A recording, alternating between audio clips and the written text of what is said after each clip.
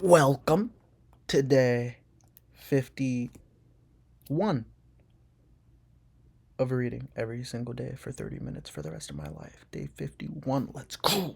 We are at page 92 of the Fellowship of the Ring. Let's get it. We're at the middle of page 92. Alexa. Alexa. Alexa. Is she unplugged? I think she is. Here. Okay, I plugged her in. We're going to start reading and then I'll set a timer. They spoke of many things, old and new, and Frodo questioned Gildor much about happenings in the wide world outside the Shire. The tidings were mostly sad and ominous, of gathering darkness, the war of men, and the flight of the elves. At last Frodo asked the question that was nearest to his heart.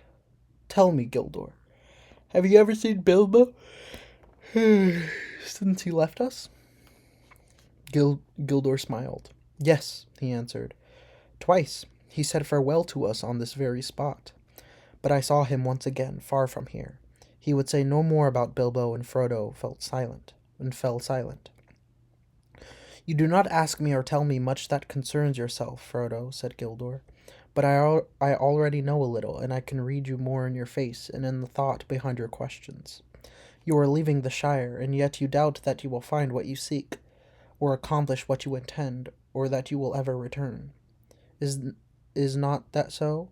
"It is," said Frodo, "but I thought my going was a secret known only to Gandalf and my faithful Sam." He looked down at Sam, who was snoring gently. "The secret will not reach the enemy from us," said Gildor. "The enemy?" Said Frodo. "The enemy," said Frodo. "Then you know why I'm leaving the Shire." "I do not know what reason the enemy is pursuing you," answered Gildor, "but I perceive that he is strange indeed, though it seems to me, and I warn you that peril is now both before you and behind you, and upon either side." "You mean the riders?" "You mean the riders? I feared that they were servants of the enemy. What are the Black Riders? Has Gandalf told you nothing? Nothing about such creatures? Then I don't think it is for me to say more, lest terror should keep you from your journey. For it seems to me that you have set out only just in time, if indeed you were in time. You must now make haste, and neither stay nor turn back, for the Shire's no longer any protection to you." "I cannot imagine what information could be more terrifying than your hints and warnings," exclaimed Frodo. I knew that danger lay ahead, of course, but I did not intend to meet it in our own Shire. Can't a hobbit walk from the water to the river in peace?" "But it is not your own Shire," said Gildor. "Others dwelt here before hobbits were, and others will dwell here again when hobbits are no more. The wide world is all about you. You can fence yourselves in, but you cannot ever fence it out." "I know, and yet it was always seemed so safe and familiar. What can I do now? My plan was to leave the Shire secretly and make my way to Rivendell. But now my footsteps are dodged before I ever get to Buckland." "I think you should still follow that plan," said Gildor. "I do not think the road will prove too hard for your courage. But if you desire clearer counsel, you should ask Gandalf. I do not know the reason for your flight, and therefore I do not know what by means your pursuers will assail you. These things Gandalf These things Gandalf must know. I do not know what. I suppose that you will see him before you leave the Shire." "I hope so, but that is another thing that makes me anxious. I have not been expecting Gandalf for many days. He was to have ever come to Hobbiton at the latest 2 nights ago, but he never appeared. Now I am wondering what can have happened. Should I wait for him?" "Alexa, set an alarm for 27 minutes." "Alarm set for 27 minutes from now." Gildor was silent for a moment. "I do not like this news," but he said at last, "that Gandalf should be late. does not bode well. But it is said, do not meddle in the affairs of wizards, for they are subtle and quick to danger. The choice is yours, to go or wait. And it is also said, answered Frodo, go not to the elves for counsel, for they will say both no and yes. Is it indeed? Laughed Gildor. Elves seldom give unguarded advice, for advice is a dangerous gift, even if the wise it all. Bro, that was my third yawn. Oh my god.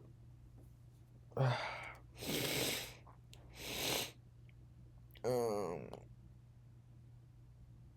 Even from the wise to the wise, and all courses may run ill. But what would you? Have you not told me all concerning yourself? On how then shall I choose better than you? But if you demand advice, I will for friendship's sake give it. I think you should now go on for once, without delay. And if Gandalf does not come before you set out, then I will advise this. Do not go alone. Take such friends as are trusty and willing. Now you should be grateful, for I do not give this counsel gladly. The elves have their own labors and their own sorrows, and they are little concerned with the ways of hobbits, or of any creatures upon earth. Our paths cross theirs seldom, by chance or purpose. In this meeting there may be more than chance, but the purpose is not clear to me, and I fear to say too much. I am deeply grateful, said Frodo, but I wish you would tell me plainly about the Black Riders. If I take your advice, I may not see Gandalf for a long time, and I ought to know what is in the danger that pursues me. It is not enough to know that they are servants of the enemy, answered Gildor. Flee them! Speak no words of them. They are deadly. Ask no more of me, but my heart forbids that, ere all the ended, you, Frodo, son of Drogo, will know more of these fell things than Gildor Iglorion. May Elbereth protect you. But where should I find courage? Said Frodo. That is what I chiefly need. Courage is found in unlikely places, Gildor. Be of good hope. Sleep now. In the morning we shall have gone. But we will send our messages through the lands. The wandering company shall know of your journey, and those who have power for good shall be on the watch. I name you Elfriend, and may the star shine upon the end of your road. Seldom have we had such a delight in strangers, and it is fair to hear words of the ancient speech from the lips of other wanderers in the world. Frodo felt sleep coming up him. Even as Gildor finished speaking, I will sleep now, he said, and the elf led him to Borrow's side Pippin, and he threw himself in a bed and fell at once into a dreamless slumber. A short cut to mushrooms. In the morning, Frodo woke refreshed. He was lying in a burrow made by a living tree and branches.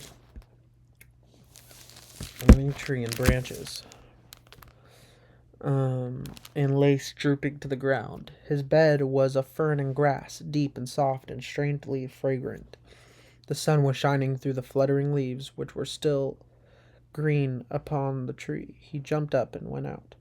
Sam was sitting on the grass near the edge of the wood. Pippin was standing studying the sky and weather. There was no sign of the elves. They have left us fruit and drink and bread, said Pippin.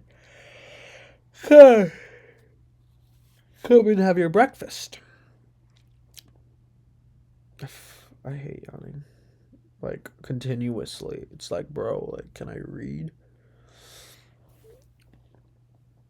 Oh, my hair's just not good right now at all, bro.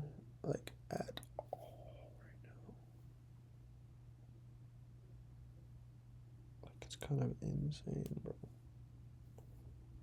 How, like, ass it is right now.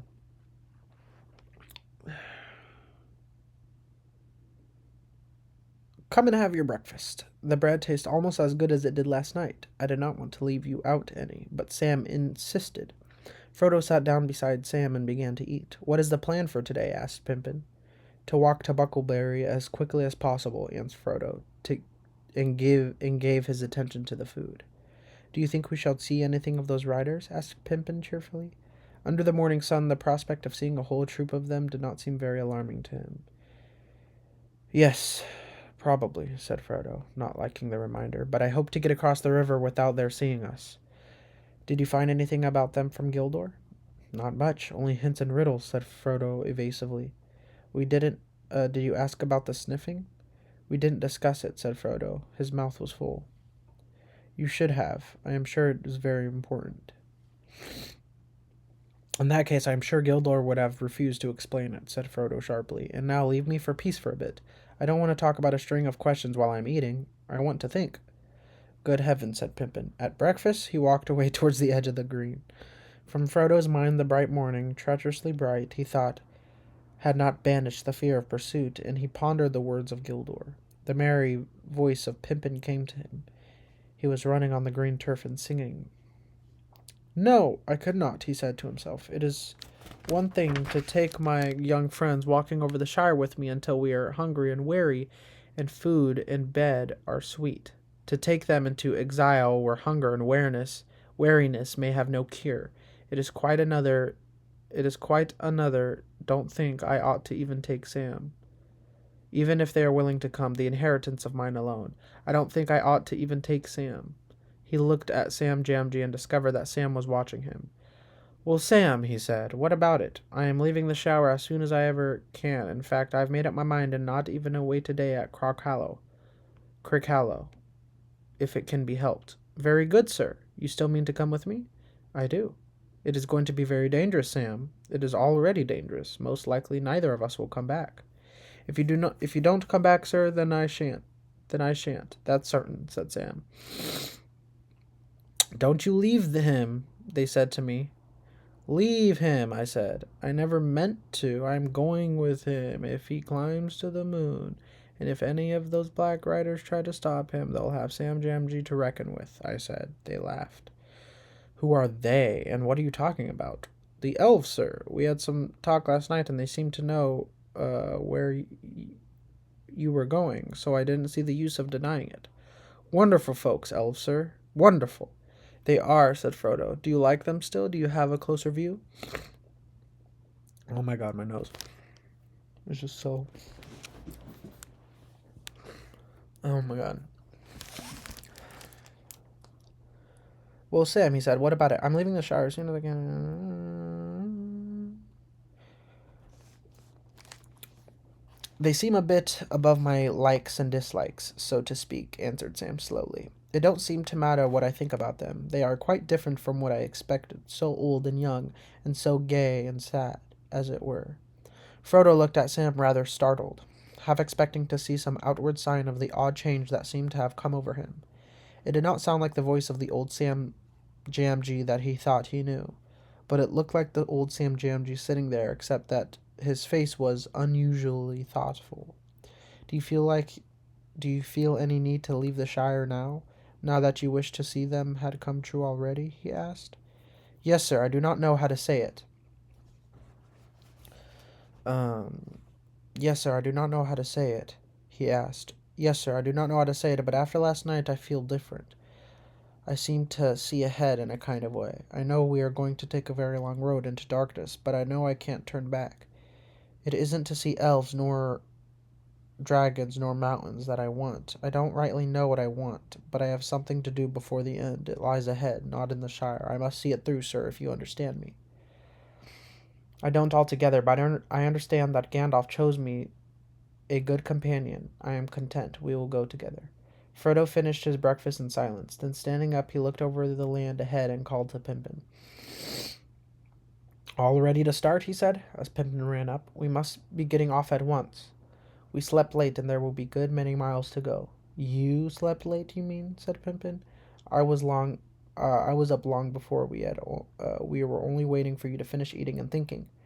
I have finished both now, and I am going to make for Buckleberry Ferry as quickly as possible. I am going out of the way, back to the road we left last night. I am going to cut straight through the country from there. Then you are going to fly, said Pippin. You won't cut straight through on foot anywhere in this country. We can cut straighter than the road anyway, answered Frodo. The ferry is east from Woodhall, but the road curves away to the left, and you could see a bend of it north over there. It goes round in the north end of the marsh, so it strikes the causeway from the bridge above Stock. If that is miles out of the way, we could save a quarter of the distance if we made line for every ferry from where we stand. Shortcuts make long delays, argued Pimpin. The country is rough around here, and there are bogs and all kinds of difficulties down the Marish. I know these lands and these parts, and if you are worrying about black riders, I can't see that it is any worse meeting them on the road than in a wood or a field. It is less easy to find people in the woods and fields, answered Frodo. And if you are supposed to be on the road, there is some kind of chance that you will be looked at on the road and not off of it. All right, said Pippin. I will follow you in every bog and ditch, but it is hard. I counted on passing the Golden Perch at stock before sundown. The best beer on the Earthsfarthing, or to be, or used to be.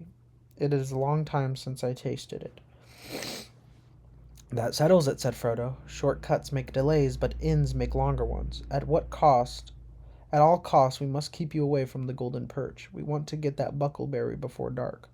What do you say, Sam? I will go along with you, Mr. Frodo, said Sam, in spite of the private misgiving and a deep regret for the best beer in the East Farthing. Then if we are going to toil through the bog and briar, let's go now, said Pimpin. It was already nearly as hot as it had been the day before, but clouds were beginning to come up from the west. It looked likely to turn to rain. The hobbits scrambled down a deep, steep bank and plunged into the thick trees below. Their course had been taken to leave Woodhall to their left, to cut slanting through the woods that clustered along the eastern side of the hill. Until they reached the flats beyond, they had make straight for the ferry over country that was open. Except for a few ditches and fences, Frodo reckoned that they had 18 miles to go in a straight line. He soon found that thicket was closer and more tangled than it had appeared. There were no paths in the undergrowth, and they did not get on very fast. When they had struggled to the bottom of the bank, they had found stream running down from the hills behind, in a deeply dug bed and steep, slippery side overhung with brambles. Most conveniently, it cut across the line they had chosen. It cut through the line they had chosen. They cannot jump over it, nor indeed get across it without getting too wet, scratched, and muddy. They halted, wondering what to do. First check, said Pippin, smiling grimly. Sam Jamdu looked back. Through an opening in the tree, he caught a glimpse of a top of the green bank from which they had climbed down. Look, he said, clutching Frodo by the arm. They all looked on the edge high above them, and they saw the sky horse, a sky horse standing. Beside it stooped a black figure. They at once gave up any idea of going back. Frodo led the way and plunged quickly into the thick bushes beside the stream. Whew, he said to Pippin. We were both right. The shortcut has gone crooked already, but we got under the cover just in time. You've got sharp ears, Sam. Can you hear anything coming? They stood still, almost holding their breath as they listened, but there was no sound in pursuit. I don't fancy he would try bringing his horse down that bank, said Sam, but I guess he knows we came down it. We had better be going. Going on was not altogether easy. They had packs to carry, and the bushes and brambles were reluctant to let them through. They were cut off from the wind by a ridge behind, and the air was still and fluffy. They had forced their way into the more open ground. They were hot and tired and very scratched, and they were also no longer certain of the direction in which they were going. The banks of the stream sank, as it reached the levels and became broader and shallower, wandering off towards the Marish and the river. Why is this stock brook? Said Pippin. If we are going to try and get back on our course, we must cross at once and bear right. They waded the streams and hurried over a wide open space, rushing ground and treeless on the further side. Beyond that they came again in a belt of trees, tall oaks for the most part, with here, there an elm tree or an ash. The ground was fairly level, and there was a little undergrowth, but the trees were too close for them to see far ahead. The leaves blew upwards in sudden gusts of winds, and spots of rain began to fall from the overcast sky. Then the wind died, and the rain came streaming down. They trudged as fast as they could over patches of grass, through thick drifts of old leaves all about them, and the rain pattered and trickled. They did not talk, but kept glancing back from side to side. After half an hour, Pippin said, I hope we have not turned too much towards the south, and we are not walking longwise through this wood. It is not a very bad broad felt. I should have said no more than a mile at the widest, and we have ought to have been through it by now.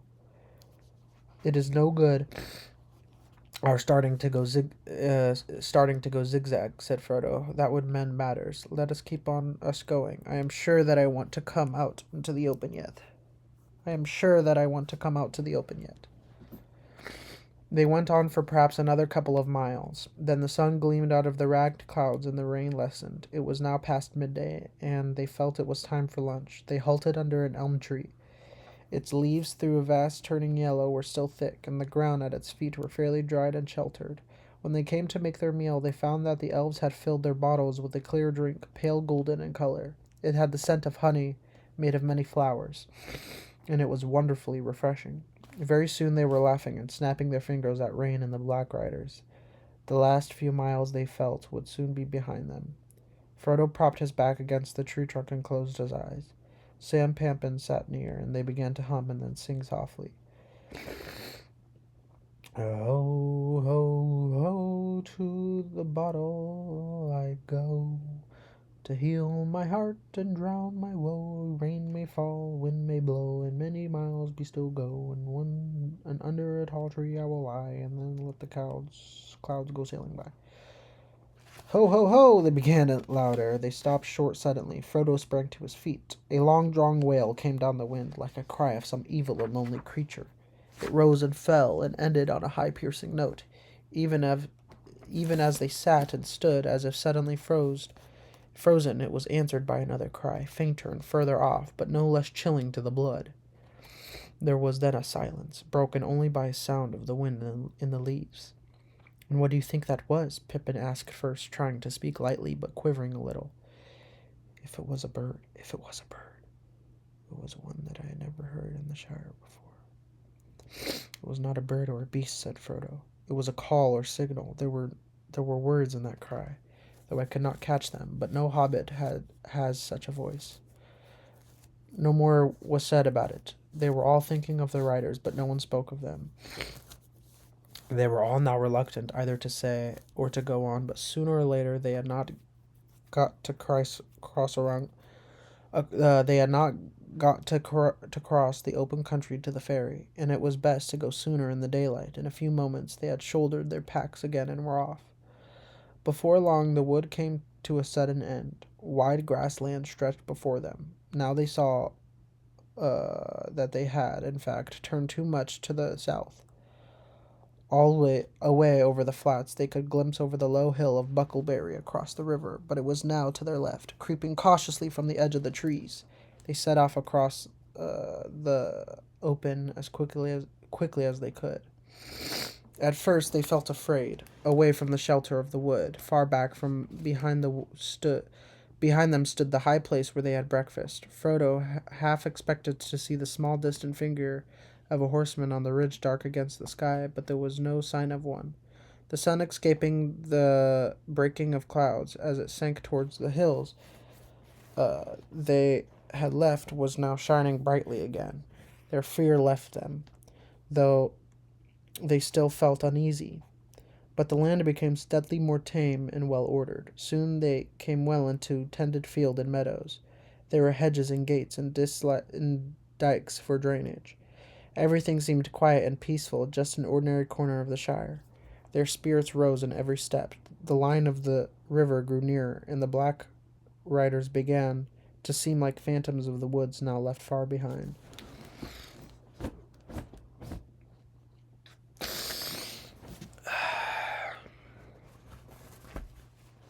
Oh my god. Oh my god. Okay. Alexa. Alexa. Alexa. Alexa. Time on my alarm.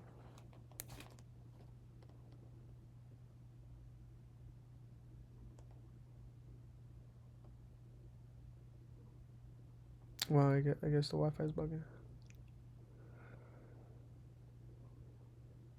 Alexa? Alexa. Alexa. Time on my alarm. Yeah, it's just broken. It's just broken, bro. Alright, I'm gonna keep reading. Yeah. Hmm.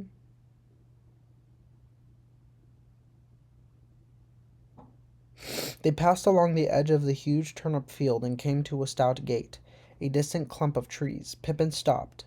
I know these fields and this gate, he said. This is Bamfurlong, old Farmer Maggot's land, and his farm away in the trees, one double after another, said Frodo, looking nearly as much as alarmed as if Pippin had declared the lane was the plot leading to a dragon's den.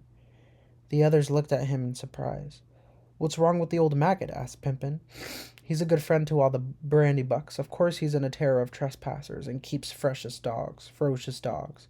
But after all, folk down here are near the border and have to be more on their guard. I know, said Frodo, but all the same, he added with a shamefaced laugh, I am terrified of him and his dogs. I have avoided his farm for years and years. He caught me several times trespassing after mushrooms when I was a youngster at Brandy Hall. On the last occasion he beat me and then took me and showed me to his dogs.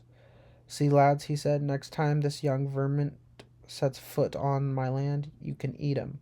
Now see him off. They chased me all the way to the ferry. I have never gotten over the fright. I, though I dare say the beasts knew their business and would not really have touched me. Pippin laughed. Well, it's time you made up for it, especially if you are coming back to live in Buckland.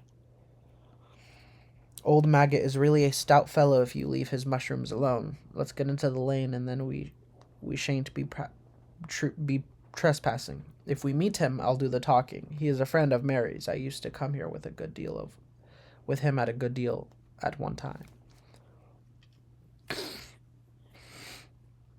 They went along the lane until they saw the watched roofs of the large house and farm buildings peeping out among the trees ahead. The maggots in the puttyfoots of stalks and the most of inhabitants of the Marsh were house dwellers, and his farm was stoutly built of bricks and had a high wall all around it. There was a wide wooden gate opening the wall into the lane. Suddenly, as they drew nearer, a terrific bang and barking broke out loud, and a loud voice was heard shouting, Grip, Fang, Wolf, come on, lads. Frodo and Sam stopped dead, but Pippin walked on a few paces. The gate opened, and 3 huge dogs came pelting out into the lane, dashing towards the travelers, barking fiercely. They took no notice of Pippin, but Sam shrank against the wall while 2 wolfish-looking dogs sniffed at him suspiciously and snarled if he moved. The largest and most ferocious of the 3 halted in front of Frodo, bristling and growling. Though the gate there now appeared a broad, thick-set hobbit with a round red face. Hello, hello, and who may be, and what may you be wanting? He asked. Good afternoon, Mr. Maggot, said Pippin. The farmer looked at him closely. Well, if it isn't Master Pippin, Mr. Peregrine Took, I should say, he cried, changing from a scowl to a grin. It's a long time since I saw you around here. It's lucky for you that I know you. I was just going to set my dogs out on any. I was just going to set my dog out on any strangers. There are some funny things going on today, of course. We do not get queer folk wandering these parts at times. Too near of the river, he said, shaking his head. But this fellow was the most landish I have ever set my eyes on. He won't cross my land He won't cross my land without leave a second time. Not if I can stop it. All right, that was page. That was day 100. No, not 100. That was day 51 of reading for 30 minutes every single day for the rest of my life. Sorry, I'm so tired. I think I'm sick as well. I'm at the top of page 102 of day 150, not 100, day 51. Day 51 of reading every single day for the rest of my life. The Fellowship of the Ring. Yeah, see you guys in day 52. Yeah. Bye bye, guys.